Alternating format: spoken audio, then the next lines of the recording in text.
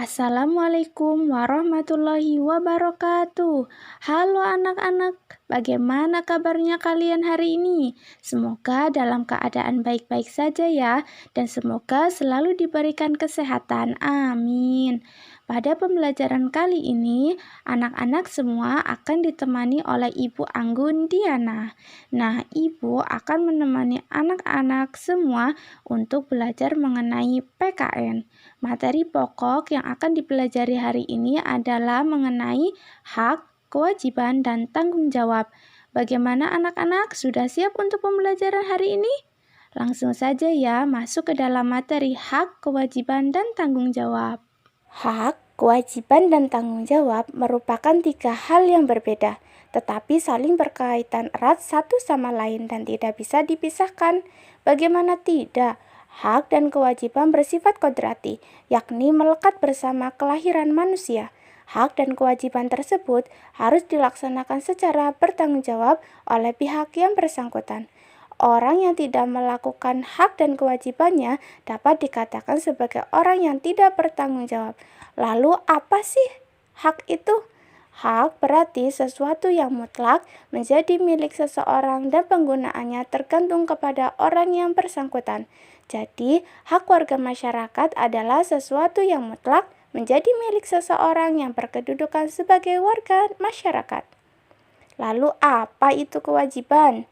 Kewajiban berarti sesuatu yang harus dilakukan dengan penuh rasa tanggung jawab. Jadi, kewajiban warga masyarakat adalah sesuatu yang harus dilakukan seseorang sebagai warga masyarakat dengan penuh rasa tanggung jawab.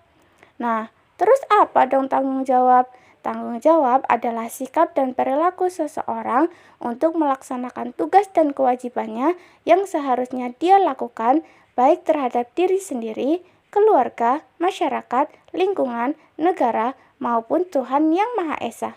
Menurut Kamus Umum Bahasa Indonesia, tanggung jawab adalah keadaan wajib menanggung segala sesuatunya. Selanjutnya ada jenis-jenis hak sebagai warga masyarakat.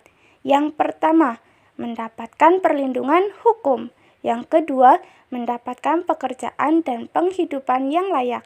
Yang ketiga, menikmati lingkungan bersih. Yang keempat, hidup tenang dan damai. Yang kelima, bebas memilih, memeluk, dan menjalankan agama. Lalu, jenis-jenis kewajiban sebagai warga masyarakat. Yang pertama, mematuhi aturan atau norma yang berlaku dalam masyarakat. Yang kedua, menjaga ketenangan dan ketertiban lingkungan masyarakat. Yang ketiga, mengikuti kegiatan yang ada di lingkungan RT, RW, atau desa setempat, misalnya kegiatan kerja bakti, gotong royong, dan musyawarah warga masyarakat setempat. Yang keempat, menghormati tetangga di lingkungan tempat tinggal. Yang kelima, membantu tetangga yang terkena musibah. Yang keenam, menjaga kebersihan lingkungan tempat tinggal. Selanjutnya ada jenis-jenis tanggung jawab. Yang pertama, tanggung jawab terhadap diri sendiri. Nah, tanggung jawab terhadap diri sendiri ini menuntut kesadaran setiap orang untuk memenuhi kewajibannya sendiri dalam mengembangkan kepribadian sebagai manusia pribadi.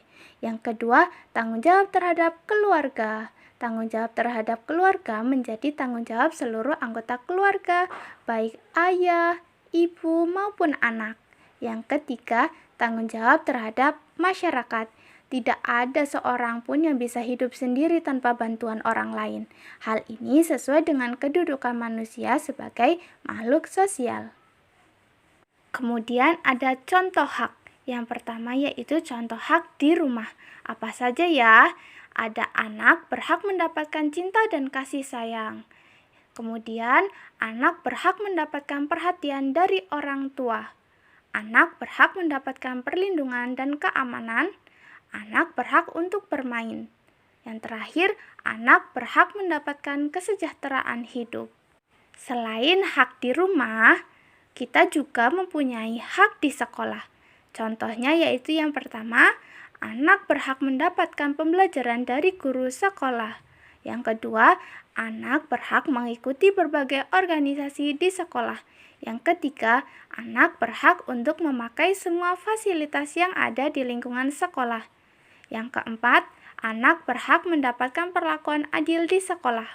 Kemudian ada contoh hak di lingkungan masyarakat. Yang pertama, berhak mendapatkan perlakuan di masyarakat. Yang kedua, berhak untuk dihormati dan dihargai. Yang ketiga, berhak untuk mengutarakan pendapat. Yang keempat, berhak untuk mengikuti kegiatan di lingkungan masyarakat. Nah, tadi sudah dijelaskan contoh hak, sekarang Ibu akan menjelaskan contoh kewajiban. Yang pertama, contoh kewajiban di rumah, apa saja? Yang pertama, anak wajib menjaga kebersihan rumah. Yang kedua, anak wajib patuh terhadap perintah dan nasihat orang tua. Yang ketiga, anak wajib mengerjakan pekerjaan rumah. Yang keempat, harus berbakti kepada kedua orang tua. Kemudian ada contoh kewajiban di sekolah. Yang pertama, siswa wajib menaati semua peraturan sekolah. Yang kedua, siswa ikut bertanggung jawab untuk memelihara fasilitas sekolah. Yang ketiga, siswa wajib berpakaian sopan dan rapi. Yang keempat, siswa wajib mengikuti kegiatan pembelajaran di sekolah. Selanjutnya ada contoh kewajiban di masyarakat. Yang pertama, wajib menghargai sesama warga masyarakat.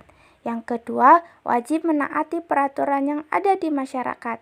Yang ketiga, wajib ikut gotong royong rutin yang diadakan oleh warga setempat. Yang keempat, wajib ikut menjaga kebersihan, keamanan, dan kesejahteraan bersama. Nah, selanjutnya ada contoh tanggung jawab. Yang pertama ada contoh tanggung jawab terhadap diri sendiri. Ibu mempunyai contoh nih, contoh dari tanggung jawab terhadap diri sendiri. Ibu bacakan ya, contohnya. Evi mendapat pekerjaan rumah dari Bu Guru untuk dikumpulkan esok hari. Akan tetapi, Evi justru menghabiskan waktu untuk menonton acara televisi. Evi tidak mengerjakan pekerjaan rumah. Esok harinya, Evi ditegur sama Bu Guru dan Evi mendapat sanksi. Dalam peristiwa ini, Evi harus bertanggung jawab atas dirinya sendiri akibat tidak mengerjakan pekerjaan rumah dari Bu Guru. Jangan ditiru ya, kalau dikasih pekerjaan rumah oleh Bu Guru maka harus dikerjakan. Karena itu merupakan salah satu bentuk tanggung jawab terhadap diri sendiri.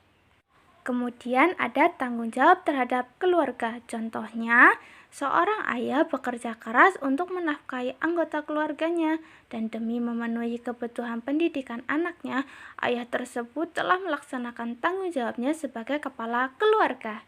Jika kamu sebagai seorang anak bersikap disiplin dan sungguh-sungguh dalam belajar, berarti kamu melaksanakan tanggung jawab terhadap keluarga. Tanggung jawab siswa ialah belajar.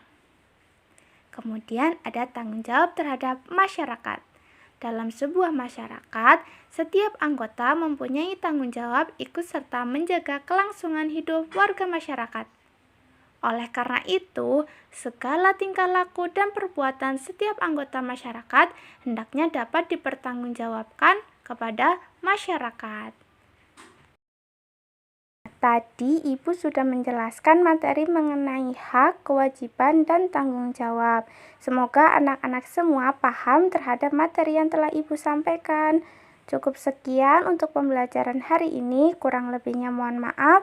Wabillahi taufiq wal hidayah. Wassalamualaikum warahmatullahi wabarakatuh.